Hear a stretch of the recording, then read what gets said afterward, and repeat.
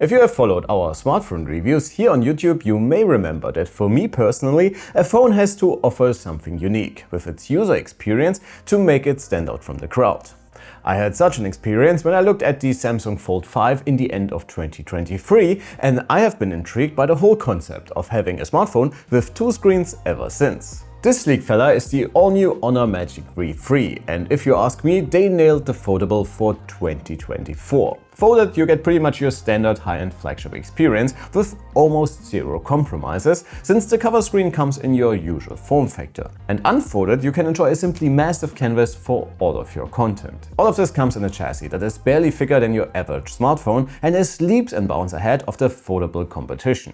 I've also been using the more traditional sibling, the Magic 6 Pro, for quite a while and really fell in love with its camera system. And the V3 gave me almost the same experience. And it's actually the first of its kind I would not hesitate to use as a daily driver. Regarding its specs, Honor still managed to fit everything that is state-of-the-art in today's smartphone world. And alongside Qualcomm's latest SoC, the Snapdragon 8 Gen 3, with its integrated Adreno 750 GPU, we have 512 gigs of storage and 12 GB of RAM. Unfolded, you get almost 8-inch of screen real estate, super thin bezels all around, and a 120Hz refresh rate. The exterior panel is 6.43 inches, and both screens are LTPO panels supporting a dynamic refresh rate between 1 and 120 Hz, depending on what you're doing with your phone. According to our measurements and also subjectively, both screens deliver what you would expect from a foldable and a flagship phone in general. The outer screen easily mops the floor with the foldable competition, with more than 1700 nits of brightness in SDR and a whopping 4400 nits in HDR. However, the unfolded main screen is slightly behind in SDR with around 1000 nits and peaking at 1700 nits in HDR. Honor also plays their part when it comes to eye health with an insanely high PWM frequency, which is great news if you are sensitive towards it. But I do actually not want to get too technical today, because in my opinion the V3 stands out because of how it feels and handles. Honor did not only went for thin to give the marketing department something to talk about, but with the rounded edges, the glass back in this awesome dark green color by the way, and of course the overall shape, this one manages to be super comfortable to hold traditional smartphone without any compromises because of its foldable nature. The hinge also feels reassuringly solid and is said to be rated for over 500,000 folding cycles, which you might have a hard time reaching over the course of a phone's lifespan. During everyday use, I found the hinge to be pretty well adjusted. I was able to effortlessly switch between both states, and the whole process offered the right amount of resistance to make it feel premium and quite satisfying. Unfolded, it becomes this almost square mini tablet, and because the V3 is also one of the lightest devices in its category, you can even hold it comfortably in one hand for longer periods. While the aspect ratio does not necessarily result in a larger canvas for your favorite movies or shows, I still enjoyed it a lot to satisfy my doom scrolling needs or edit my latest Instagram stories unfolded. And while some of the competition offers fancy software features to make better use of the bigger screen, I never felt the need for it and simply enjoyed the same content, just bigger, if that makes sense. Floating windows are very handy though, especially if you want to watch something while keeping up to date with your loved ones or when needing to copy and paste stuff from one app to another.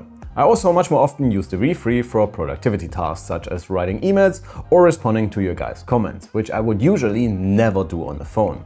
But again, with the bigger canvas and the split keyboard, it was a very comfortable experience. When you build such a thin phone, everything inside has to shrink accordingly, and Honor is especially proud of its new silicon carbon battery tech in its third generation. They have even provided a sample for us, and I have to give it to them. With just a little over 2 mm of thickness, it's pretty crazy to imagine how these puppies can power such an advanced phone for as long as they do. Despite the very high capacity, you will have to make some sacrifices to runtimes compared to some competing devices.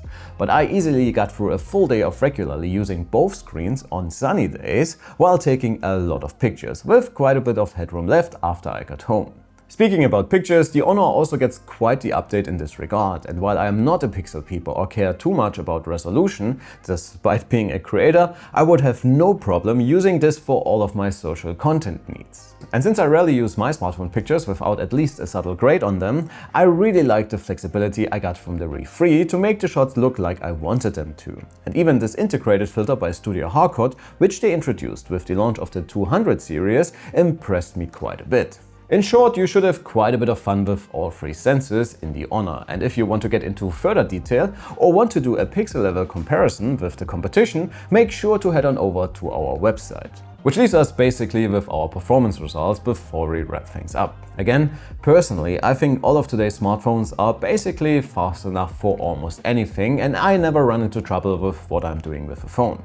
Anything was incredibly snappy, I could do all of my photography stuff without any hiccups, and switching between folded or unfolded was seamless. However, you do have to restart some apps occasionally to avoid some UI mishaps, like with Discord for example.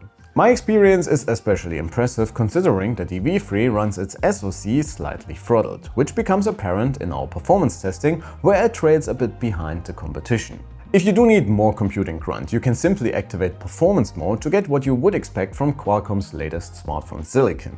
Again, if you are after more benchmarks, whether it be browser tests, synthetics or our gaming results, our website will have everything and then some available for you. But that should be it for today. All in all, I'm a big fan of the V3. Its form factor and overall usability gives you the perfect blend of a traditional phone with the novelty of a foldable without any major compromises. The camera is amazing and will have you covered for all of your social content needs, and with a well-made and clean-looking chassis, solid battery life and more than enough performance, the Magic V3 is a great daily driver and might even push foldable smartphones more into the mainstream in the months to come. As always, let me know what you think in the comments below. Be sure to leave a like and sub on your way out. My name is Alex, you have been fantastic, thanks a ton for watching, and I will see you all in the next one. Take care.